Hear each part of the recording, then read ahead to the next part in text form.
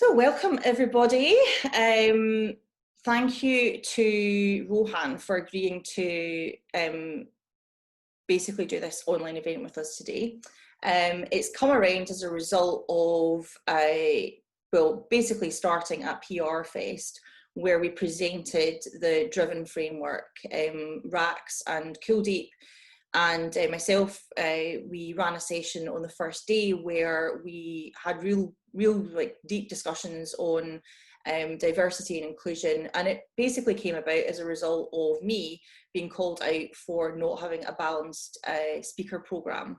Everybody was white, and it basically hadn't even dawned on me by that point to go away and start to proactively look elsewhere for a BAME representative or any other sort of diverse person to become involved.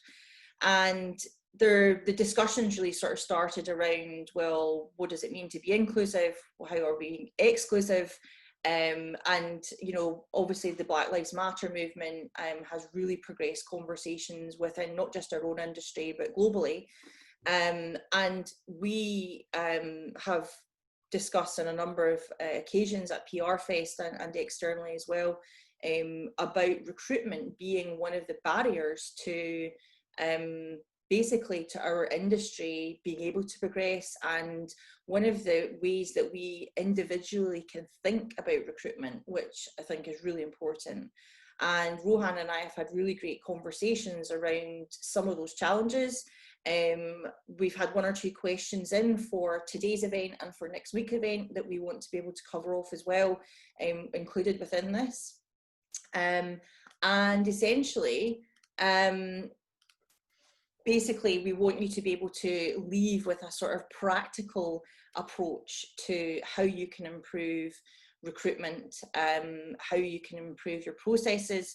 And as I say, if you have any questions throughout, then please do put them in the chat box and we will try and address them. So just a quick hello from me to start with. So I think most people know me. I'm Laura Sutherland, the founder of PRFest.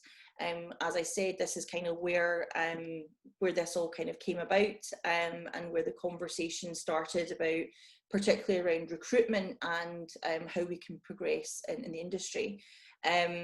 I've said I love helping other PR practitioners. I do. Don't ask me why, I just do. I like helping other people. And I'm ambassador for the industry. I used to use the word cheerleader, but that sounds a bit cheesy, so I changed it to an ambassador, because I'm really passionate about our industry, the opportunities, the possibilities, the people in it.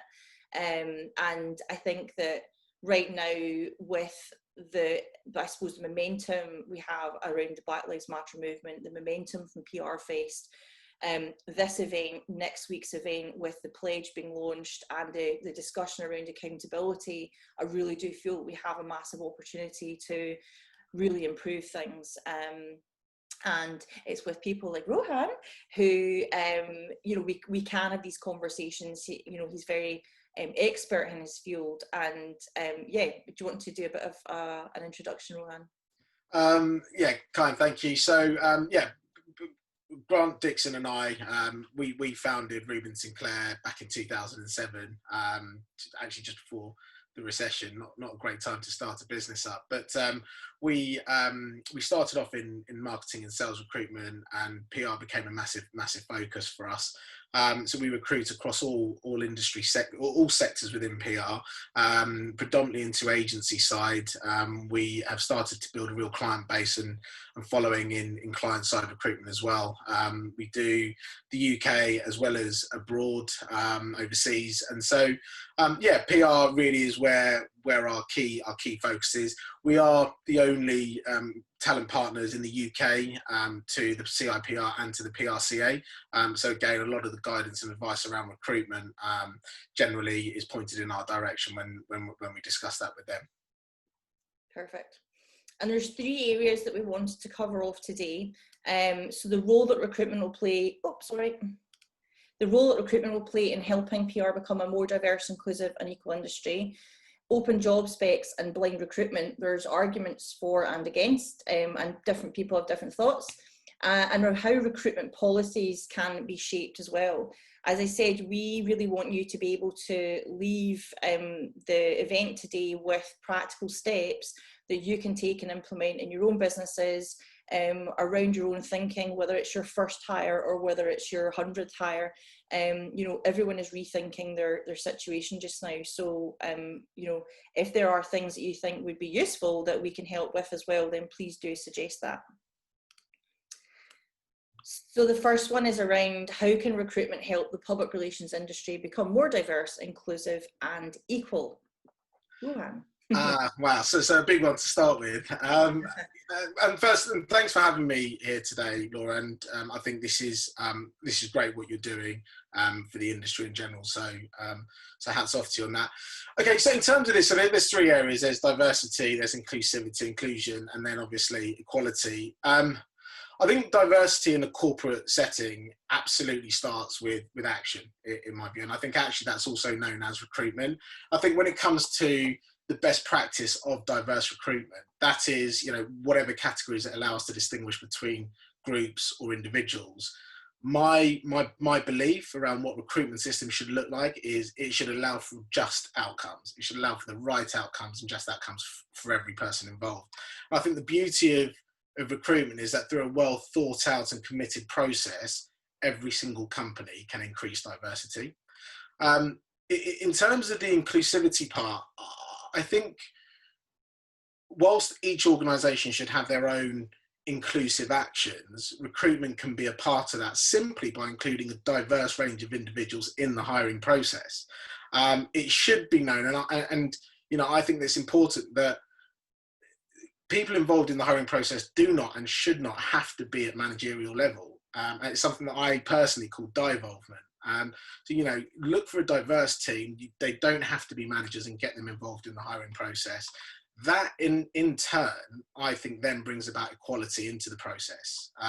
So many times in the hiring process, I see homophily or homophily, whichever way you want to pronounce it. And that is ultimately where an individual tends to seek or be attracted to someone similar to themselves. And I think by including diverse people in the hiring process, you'll obviously get different viewpoints, but will ultimately allow people in the process to be considered equally. I think that's what's important. I think the rest of your recruitment process obviously has to be correct, but by doing those things initially, I think will naturally increase diversity, inclusion, and equality in the process. And do you think it's been because historically people have looked for someone, maybe especially if you've started a business by yourself and it's your first recruit, you want to recruit someone that is like you, so you know you get on with them. You know, they think like you, they act like you, they shop like you, and all the rest of it, if you were to look at a sort of carbon copy or a profile. And I think that's where, because historically as well, the type of people that work in public relations are sort of magnets towards each other, and we bounce off each other. And if you're feeding that sort of energy, then you're going to likely sort of, whether it's conscious or subconsciously, you're thinking around that same person as well. But it's interesting to hear you say not necessarily management level involved in recruitment. But have you got any examples of how that's worked in the past?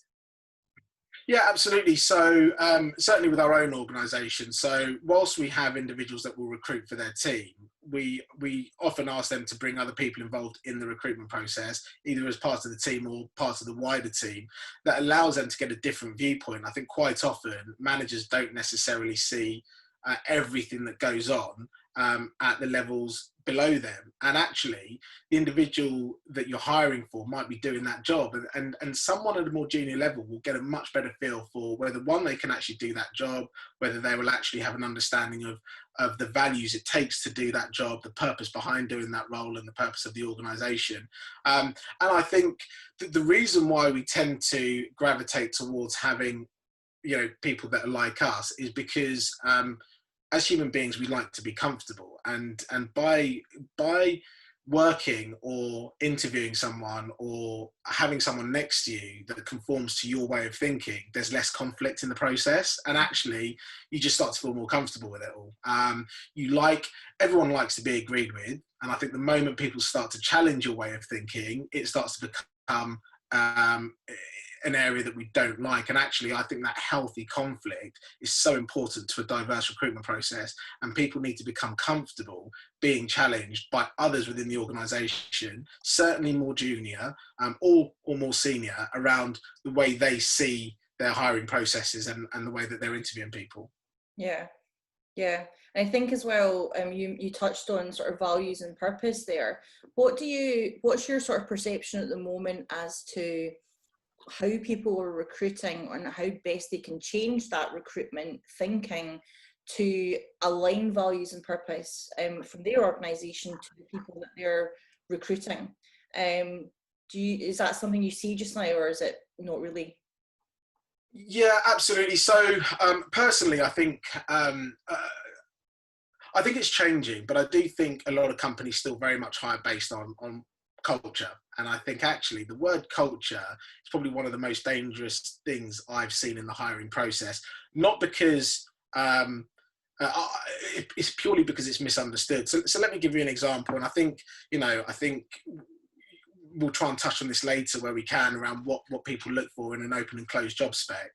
But ultimately, when asking a hiring manager, what is one of the single most important things that they're looking for in the person that they're looking to hire, quite often from the hiring manager we'll get, someone who's a culture fit. Now, whilst I think some companies, I think very few in fact, have got the word culture absolutely nailed down, it's easily misunderstood by many people in the hiring process. And so actually it becomes very dangerous purely because it equates to, I want someone like me, or I want someone like us. So circle back to that homophily thing that I talked about. A really good test on your business to understand whether you need to hire based on the culture that you've got or purpose and values is to ask everyone in your team to describe the culture in your organization. The likelihood is they will have their own unique way of describing it. And more importantly, they're unlikely to start describing what I call value-based culture. So value-based culture will be things such as, we have a culture of accountability. So we all step up and take full responsibility and ownership. More often than not, what you'll find the team are coming back with is, we're fun-loving, we enjoy socializing, we enjoy having a drink every now and again, and actually everyone gets along, and every so often we enjoy working hard. Okay, so that's what you'll probably get when asking a team to describe culture. Now, quite often this isn't their lack of understanding of the business, it's more a misunderstanding of the word culture in a corporate setting. And so because this word culture can be quite dangerous, I think that's why it's very important businesses can distinguish the difference between culture, and then that is by doing values and purpose. So hiring based on values, like whether that is trust, trustworthy, accountability, reliability, hard work, ethics, etc. Mm-hmm. That's the culture that you want to hire for, rather than what generally people see as culture as fun-loving, happy-go-lucky, etc., etc. So essentially speaking, given that we work in public relations, we should know the difference between values, purpose and culture. And we should actually be doing that anyway for ourselves. Maybe it's a case of Colbert's children, where we're always the last to, look after ourselves and to be doing our own proper public relations, because that's, massive stakeholder engagement piece, employee engagement, and how the brand essentially will be built and potentially sold going forward as well.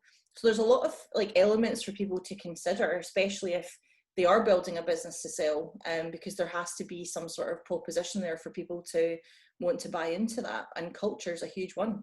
Yeah, absolutely. I think the reason why culture's kind of been misunderstood by a lot of people is that I think when you look at culture, you look at the ways in which individuals might live, or the way that they're brought up and so forth, and actually you very rarely describe my upbringing as I was accountable, I was reliable, etc. Actually, I was brought up in a certain way, and that would be the way that I was brought up in my culture. And so actually I think the way in which people understand culture is very different to what I think it should be, certainly when it comes to a corporate setting or hiring in that corporate setting that allows everyone of different cultures to come together but are aligned to one purpose and the values of that one business. Yeah.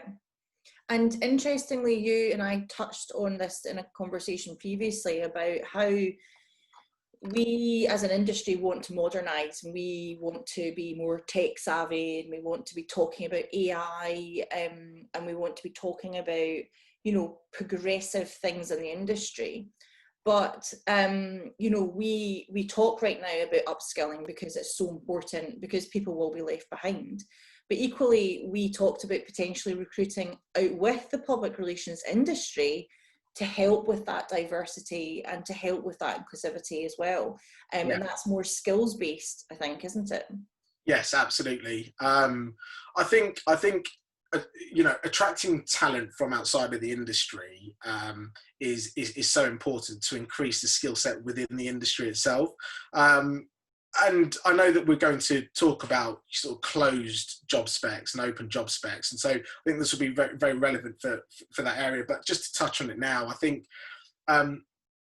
what we see in the hiring process is that actually people in PR are very good at PR. I think generally what happens is people make their assessments based on someone's ability to do the job, when actually I think most PR professionals have the ability to teach someone how to be a great PR. What we can't teach people is how to have the right attitudes and the right behaviours, how to incorporate the right values, and how to have that purpose-driven approach. And actually that's what we should be hiring on. The rest we can teach because we've got that understanding of it. But because we know how to assess someone's skill set, that's what we typically gravitate towards. And so someone coming outside of our industry, let's say the PR, let's say they're coming from, you know, a very digitally driven background, because we would find it hard as PR professionals to assess that skill set, we tend to not want to necessarily go there because we don't know if they're going to be any good or not. But actually, if we looked at values, we looked at purpose, we looked at the way that they were inherently driven, we would actually be able to understand if one, they'd fit in with the makeup of our business, our values and our purpose, and we can teach them how to do everything else. And actually, they'll probably bring some really new skill sets into your organisation that will give you an edge over the competition. Yes, it's coming back to that USP then, that you're recruiting out with. There's something different, there's something a bit unique, and you can add that to your, essentially to the value of what you can present to a client or to an organisation at board level. I think that's so important, and so many people are missing that out because there's an obsession about, oh, go and pick that person and go to that agency and headhunt them. Absolutely. But we need to be thinking differently and more strategically in our own businesses, I think. Yeah, absolutely. I think, you know, when we talk about open and closed job specs, I'll cover, you know, I'll talk about that in more detail because it will just make a little bit more sense around why I think the industry lacks diversity, etc. Yeah, so I've just moved on to that slide just now because it's probably a good time to go on. So part of the conversations that I've been having with people around diversity and inclusion and listening to their feedback on the pledge, which launches next week, has been around challenges they've come across in the recruitment process, and also sort of trends that are forming as well, and the sort of pros and cons of people that have used open job specs or blind recruitment, and the sort of feedback that they've given. What would you say is working particularly well, or should work particularly well from that point of view? So from a hiring process, there's so many different things. I think what we can't just look at is job specs and blind recruitment. But what I can say, it is a big start. Is it going to change all of the biases in the process? Is it going to have an impact? Yes, it will, but those two things won't be enough. Ultimately, in the hiring process, there are no fewer than 12 or 13 hiring biases that often people are very unaware of, that they're even happening. I think a basic recruitment process or a basic recruitment system which hasn't been scrutinised will almost certainly be littered with bias. You then take an individual, a hiring manager, put them into that mix, and now you have layers upon layers of unconscious and conscious bias within that process. And so it's important that we're aware of these biases, but also it's important that we understand what a job spec might do to that. So let's start off with what an open and closed job spec is, and then we can talk about how that works quite well in the recruitment process. So I'm going to come back to that point of asking a hiring manager what they're looking for in a suitable candidate, it's astounding how predictable the answer is when we ask a hiring manager that question, because usually it will go something like this. Let's say we're talking to a financial and corporate comms agency. It would be someone like, I'm looking for an experienced account manager who totally understands financial and corporate comms. They will be working for a direct competitor, something that you mentioned earlier. Will be working for a direct competitor. They would have managed accounts such as X, Y, and Z. They must have agency experience, otherwise I think they'll find juggling multiple clients hard, and they'll need to have a degree, ideally from a Russell Group university. So that's typically a very common response that we would always get from a hiring manager, certainly working within an agency setting. What starts off as a relatively open spec, so I'm looking for an experienced account manager, then finishes as a very, very closed spec that leaves a very small relevant talent pool once the sector experience is taken into account, once a client management, once a degree and location has been taken into account, and we haven't even started to talk about who's open to new opportunities or not. All of a sudden, you can see what was started as quite an open spec has now really been funneled down, and the amount of candidates that we're going to be left with to be able to choose from is minimal. I think, secondly, the attractiveness for diverse talent in other industries, so this is what we were talking about a minute ago, massively gets diminished. And so you miss out on what the other industries have to offer. So hiring managers are just simply left with what the PR industry has to offer. That's simply it within that sector. And we all know right now, from all of the reports that are out there, the PR industry is not where it needs to be in terms of diversity. But ultimately, if you want to hire from that pool of candidates, you're going to get what that pool of candidates has to offer. And so by looking outside of the PR industry, i.e. opening up the job specification, will allow you to go to other industries. You just need to understand where those shortfalls need to be made up, whether that's through training, whether that's through certain skill sets, shadowing, mentor systems, whatever it might be, to allow them to pick up the skill. But what you are doing is you're acquiring skill sets from other industries that we don't have. I think closing a job specification to a handful of qualified people is absolutely fine if it's totally necessary. Ultimately, this is about a just recruitment process. It's about finding the right person to do the job. Okay, but I would urge you to consider that. The size. I would urge everyone to consider the size of the possible applicant pool that the job specification and the requirements might attract. And I don't think a lot of people actually think about that. They put out a job spec and expect to get a lot of applicants, but actually the job specification is a key thing to the amount of applicants you are likely to get. So the size of the pool will naturally affect the amount of diverse applications that will end up in the active applicant pool. So the active applicant pool are people that are actively applying and considering the opportunity. I've got a diagram around this which allows people to understand the possible applicant pool against the type of job specification and requirements. It's quite basic. It's very simple, but it's something that I think people forget about. Obviously, you've got it up there, and I don't have to talk about it now, but I can talk people through it later if there's time and if they want to. But it's quite self-explanatory. At the bottom, you've got the applicant active pool, which is kind of what you're funneling down to. And if you look at the top in the blue, that's where you're going to have the most amount of candidates that will probably apply for the role. The more you close the spec off, the more people are likely to, the fewer people are likely to apply for the role. We've got a question from Anne Gregory. She says companies often recruit to their own capability or competency frameworks too. Comms have to conform. That can mitigate against diversity, ? And I think that's something we kind of touched on in previous conversations around whether or not there's like a sort of values-based framework or that sort of open process, the sort of essentials, the desirables, and as soon as you put things in like the degree, etc., do we really need that for being a competent, excellent person in a specific specialist area in public relations, for example? Good question, Anne. Yeah, absolutely. It is a good question. I would certainly, as a recruiter, I would sit down and go through those competencies and ask if they're transferable from other industries. You know, as a recruiter, we've got an understanding of the skill sets that other industries do have to offer, and so I would look for things that are transferable or things that absolutely aren't transferable that you'd need to teach. And I think that's probably where we would be able to, you'd look at opening up the job spec more.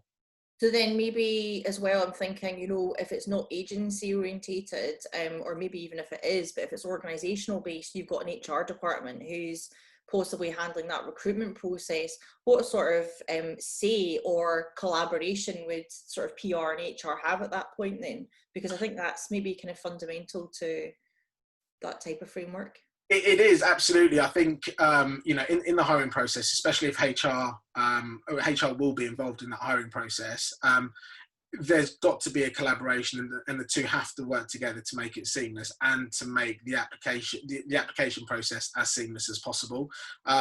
So an understanding, HR won't necessarily understand the role that you do as well as you will, obviously, and so you need to help them understand exactly the skill set, exactly the requirements that are needed for the role, but allow them to then go away and assess any transferable skills, what needs to be trained, what doesn't need to be trained, because values and culture, values and purpose that we talked about will be there anyway, but those are the things that you can impact and can change. So absolutely get HR involved. If you work with recruiters, speak to the recruiters, ask them how could you make this work on a more open spec.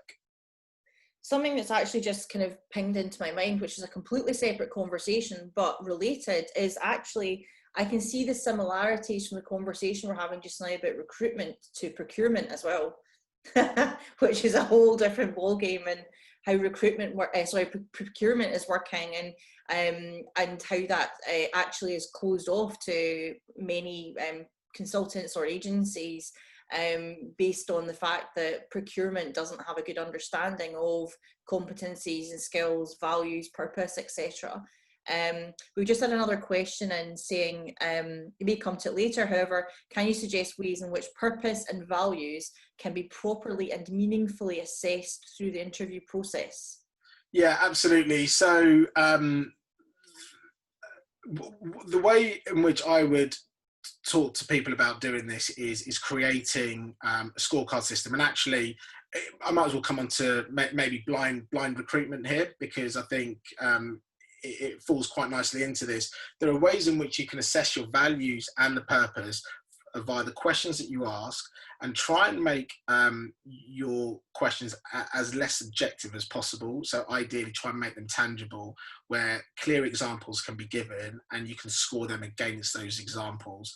So whatever your values are, if let's say one of them is reliability, ask some very clear set questions around reliability where they can almost be as tangible as possible, and people can, and if you can, you need to outline exactly what you're looking for from that answer. So if reliability to your organization means delivers work on time every time, and that's the type of answer that you're looking for, make that clear as that's the maximum points that you would give, i.e. 2 points, and you can get -2 for no way near, and then on that scale, everyone knows exactly what a clear 2 points looks like. Otherwise, you'll get people being subjective about where the answer fits.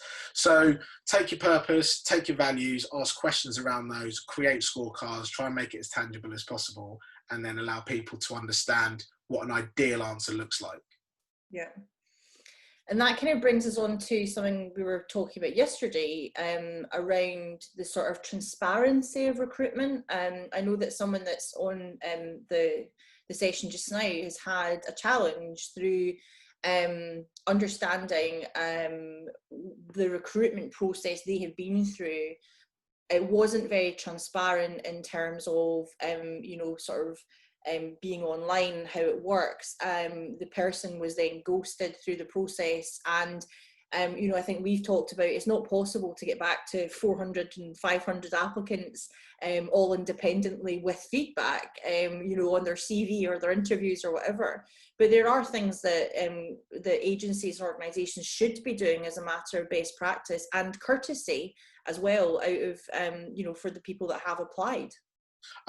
100%. I think always look, when you're looking at your application process, so this isn't even the interview process, this is just purely the application process, look to design something that's as simple as possible, but allows you to ensure that you respond to and communicate with all candidates where possible. So what I would say is provide feedback wherever possible, even if it is simply to say you've been unsuccessful. You can absolutely automate that. There are plenty of tools that allow you to do that. Frequent and open communication throughout the process, even if it is to say we have no news. So let's say they've gone through to interview stage, and you're just trying to arrange when that interview will be. Believe me, candidates do wonder when they're going to hear from you, and they will be sitting on waiting for that interview. Some people, it's a big step for them. And if they're waiting 3-4 days and they haven't heard anything, they will either they'll start to make assumptions, they'll start to perceive your brand in a certain way, they'll start to perceive that the role working at the organisation will be that way. And so I would say frequent and open communication is really important, even if it's to say we have no news yet, but we will come back to you. When in the interview process, once they've interviewed, always offer clear and constructive feedback. If they've been unsuccessful, try and help them understand why they've been unsuccessful. And if you can, help point them in the right direction. It's a lovely thing to do. And I think they really appreciate that. And I think if a candidate has been successful, unsuccessful, or has been rejected, provide them with a feedback form that allows them to review your recruitment process, whether that's, say, can you go to Glassdoor and give us a review? It will help you learn, and it will help you get your recruitment process right. You might be uncomfortable reading some of it, but believe me, in the long run, it will pay off, and it will work wonders for your brand. It's a really good point, sir. Absolutely, yeah.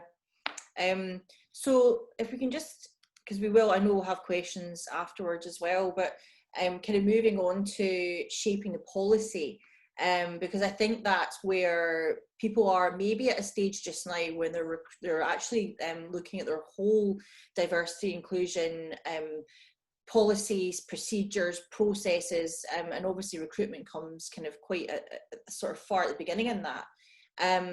What would you say then for people that are trying to shape their policies just now to ensure that it's fair, equal, and a more diverse workforce?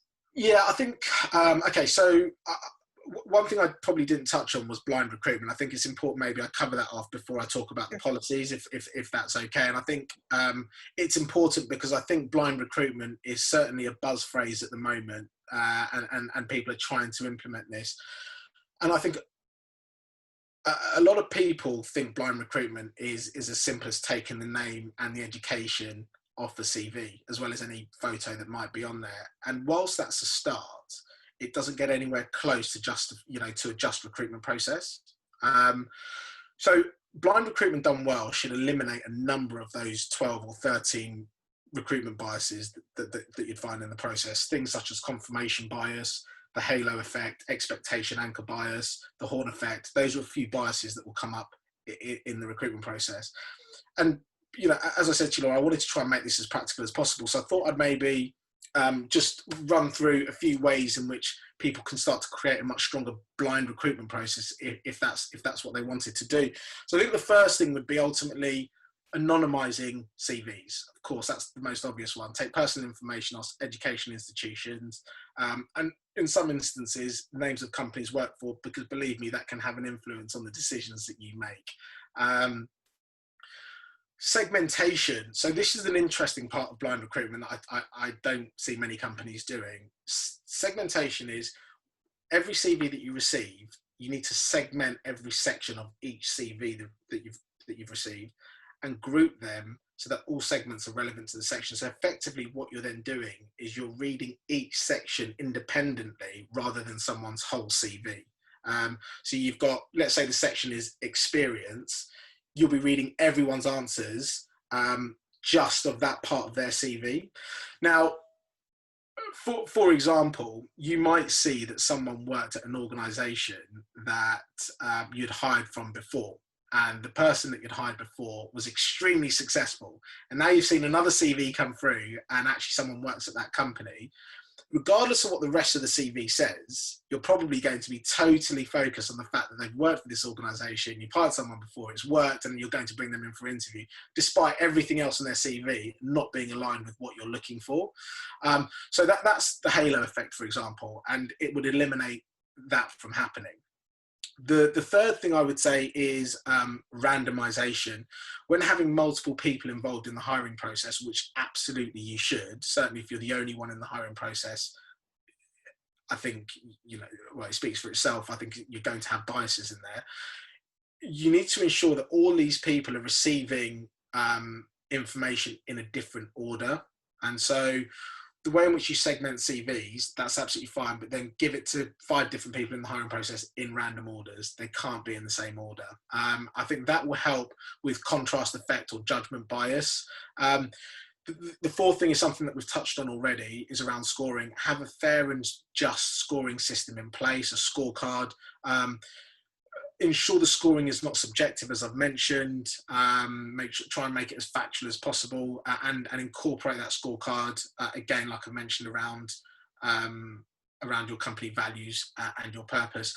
And what a scorecard does in terms of bias, it takes out what is known as intuition bias. So that's your gut feeling. Takes out the gut as well as a number of other biases in the process.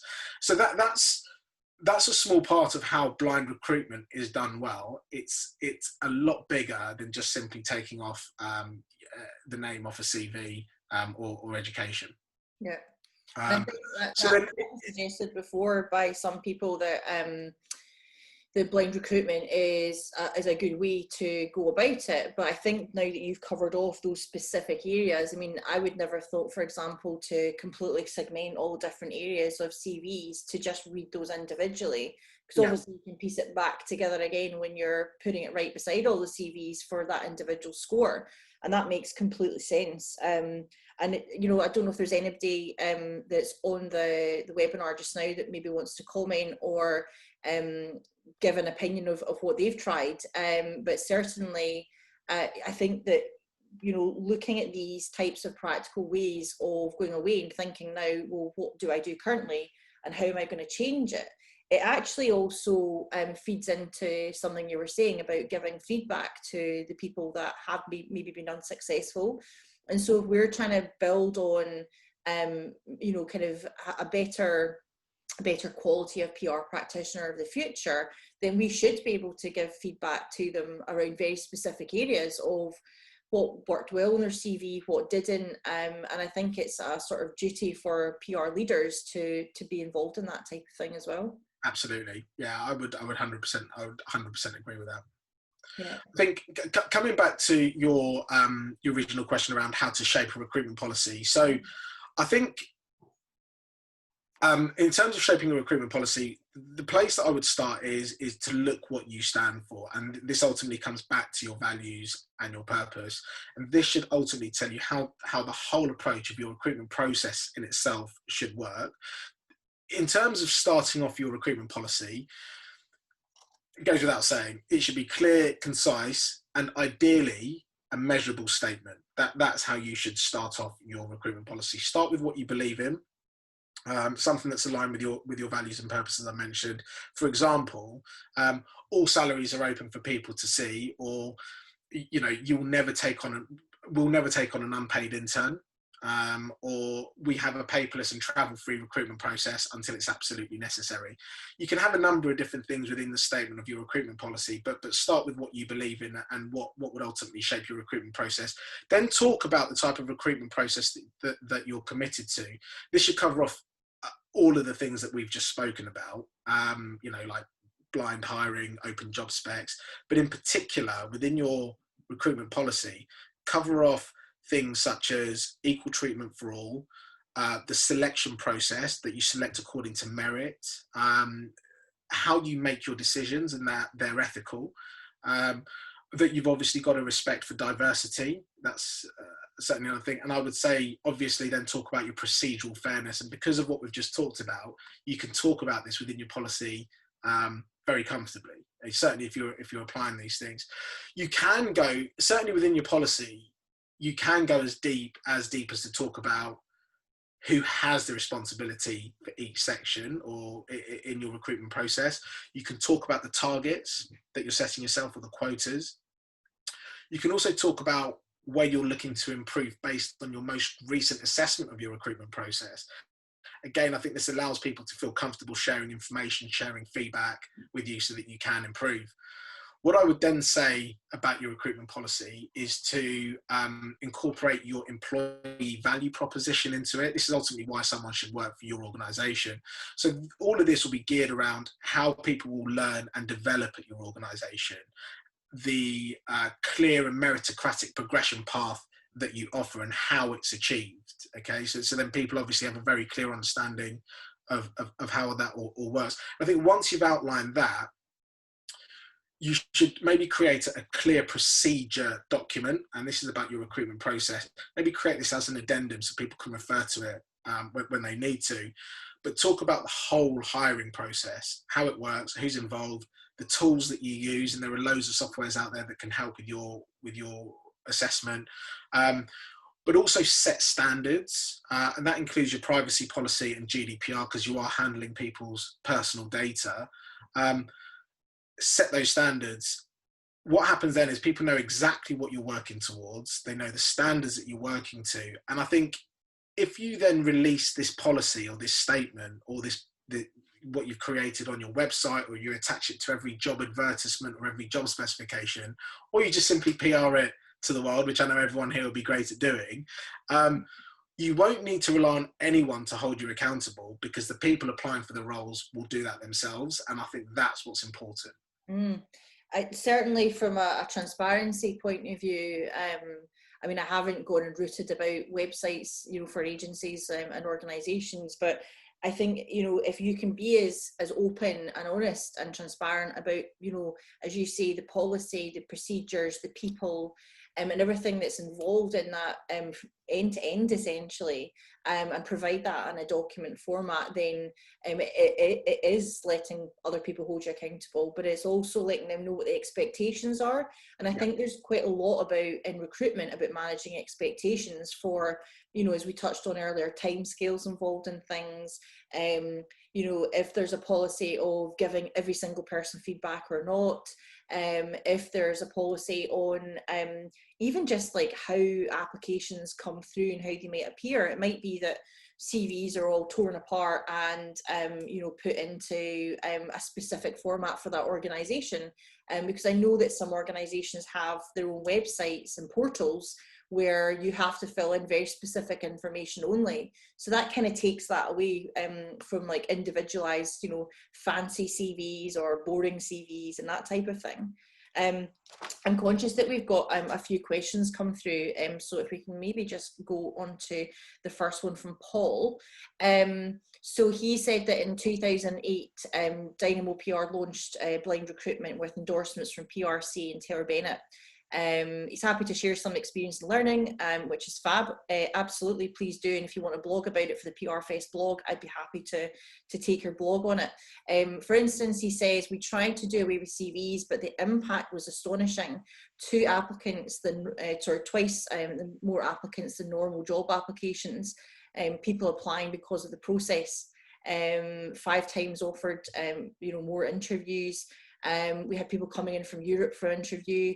What we didn't know was whether it would increase diversity, but overwhelmingly it did, from people who came to interview as well as offers. There were 75% to BIPOC candidates, which is great. So I think, if we can share as an industry these learnings and these examples and things like this, then it's going to help other people. So Paul, please do feel free to write a blog.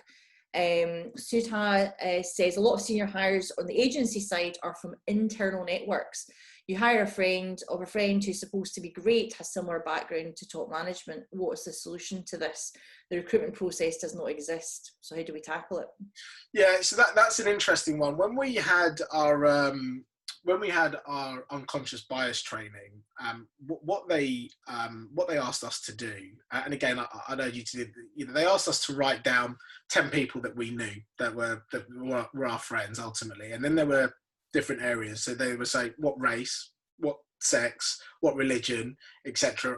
are these 10 people, and what you'd find is that those 10 people are all very, very similar amongst your friendship group. And so I think, again, when getting referred friends of a friend, the likelihood is that they're going to be like them. And so you've got to be mindful of a referral network and how that works and what that might do for diversity. I think you just got to be mindful of that.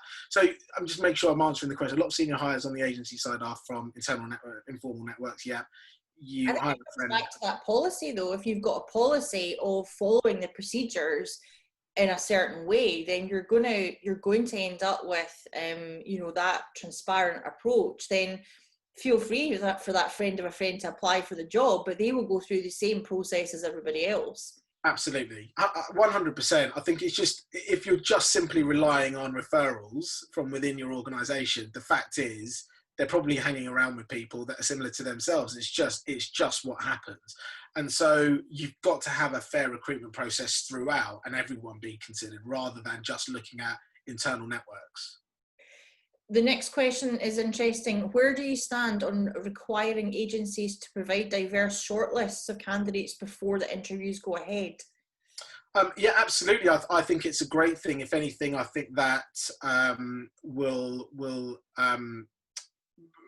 benefit recruiters in many ways, because actually the important thing is that to increase diversity, you can't just simply post up an advert and wait for diverse candidates to fall in your inbox. You have to proactively go out and search for people. And actually, people that are PRs, they're busy being PRs, not being recruiters. And so I think it will absolutely benefit recruiters in a huge way. It's something that we've tried to challenge and fight for a long time, but as I've talked about, a lot of companies choose to close their specs by saying we want someone from within the industry, they need to have direct experience. Then we can only go after what the industry has. And so yeah, I think companies should hold recruiters accountable for finding diverse people, but if that's the case, be prepared to be challenged on your job specification and how open it is. Yeah. Anne Gregory's come back with, going back to the links with HR, they often sift applications, taking out those who do not meet essential criteria. I know we have to get these things right, but sometimes applicants have things they may compensate for this. E.g. in our case, deep knowledge of certain groups may be one, and one that HR may not permit as an essential criterion. They often base these on whole organisation needs.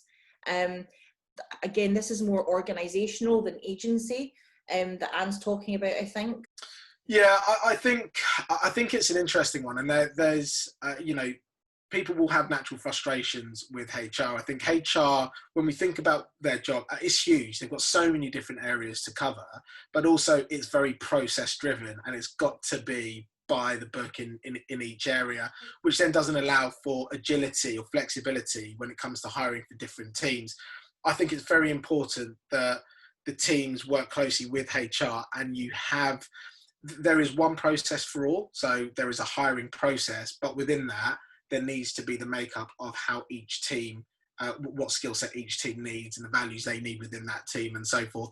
I think that's something that you need to work on with HR. There's no easy answer to it. That's a good point made, though, is coming back to the collaborative approach we've been talking about for the last few months.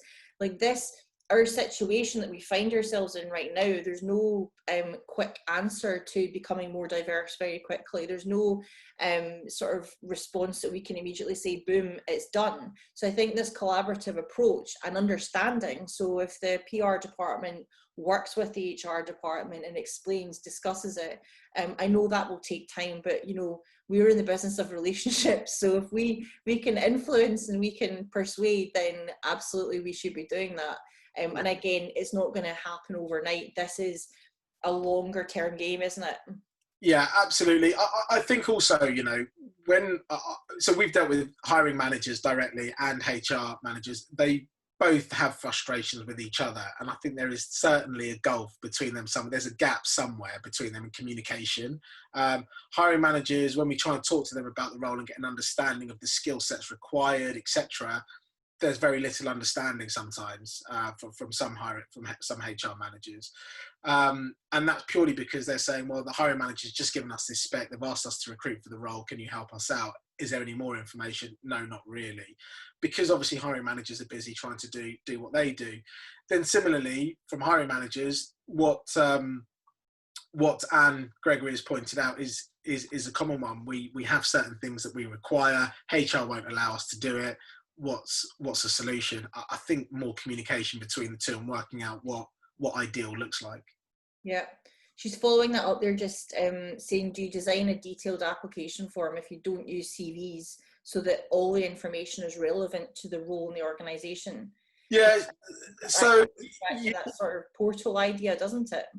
Yeah, absolutely. You can do. So there are so many different ways that you can create application forms today. I think the gentleman Paul's idea from Dynamo.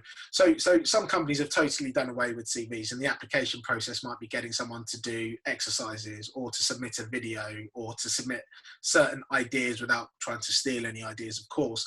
So yeah, I think you can create an application process that is geared towards exactly the type of skill set that you're looking for, but also helps you understand their values, their drivers, their purpose, and make it relevant to the organisation. Yeah, absolutely. You certainly don't need CVs, but you can design a good application process.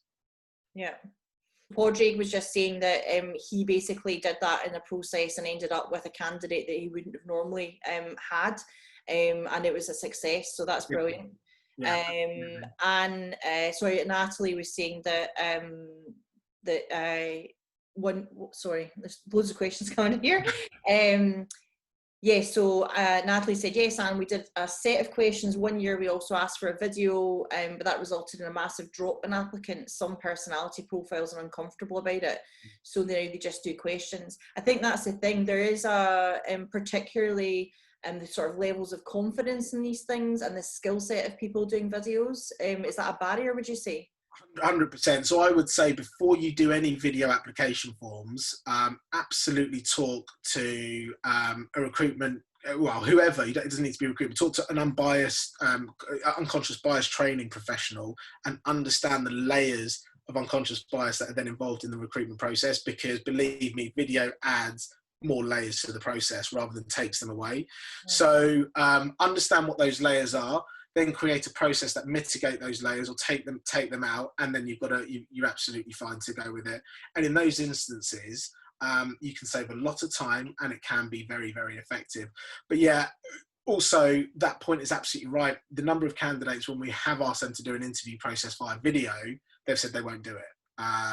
They certainly feel uncomfortable. Some people feel uncomfortable doing it, and that's totally understandable. So again, this comes back to understanding what your job specification requirements and what the application process might look like and what it does to that funnel of candidates, because everything will have an impact, and it's about assessing it beforehand before just going, great, we're going to do away with CVs and go for videos. It might sound great, but the layers of what you're adding to it might not be great. Yeah. There's some good conversations happening here. I suppose it's not really a question, but Rax was saying very validly here about the approach to neurodiversity and opening up candidates with disabilities as well. Yeah, absolutely. I think it's so important, and that's, I think I mentioned right at the beginning, you know, I think diverse recruitment is just outcomes for everyone, and it really should. Diversity shouldn't just be a focus on ethnicity, for example. Diversity should be a focus on everything. As I mentioned, it's about what distinguishes between groups or individuals, and so your whole recruitment process can cater for that, but it's got to be looked at in absolute detail. So there's 1 minute to there's 1 minute to go here, and everyone's having some great conversations.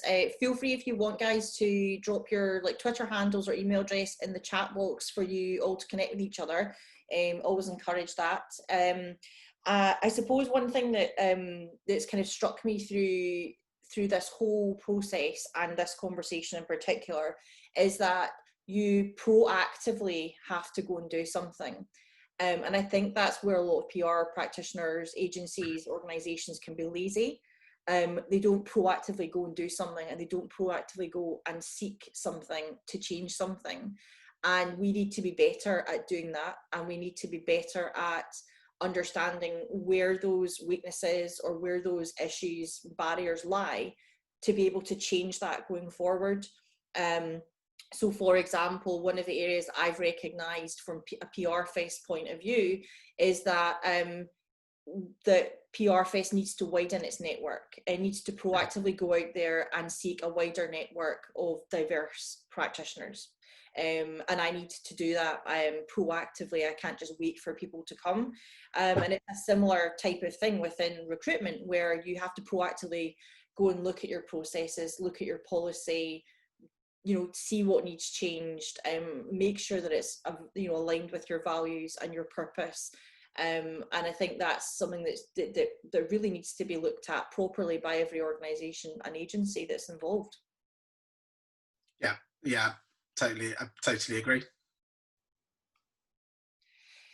Just want to finish off by reminding everybody that next Wednesday at 10:30 again, it's the final event as part of the Driven series, with the Driven Pledge being launched, and also the panel event where the PRCA's Director General Francis Ingham, President and CEO of CIPR Jenny Field and Alistair McCapra, and also Taylor Bennett Foundation CEO Melissa Lawrence will be on a panel, and we will be discussing accountability, which is our brilliant follow-up to this event. I've purposely put a week between them so that people had time to think and digest and come back with more questions for next week. But thank you so much, Rohan, for all of that. As I said, this has obviously been recorded, so we can share this. If any of you have very specific questions around recruitment, then please do get in touch with Rohan, because he is the expert in this field. And I hope that we have been able to make a difference to what you guys are thinking, how you're approaching things, and some practical ways that you can now go away and start implementing as well. Please feel free to carry on the conversation on Twitter or wherever you might be. But thank you all for coming as well. Thank you so much for having me. I really enjoyed that. Thank you, Laura.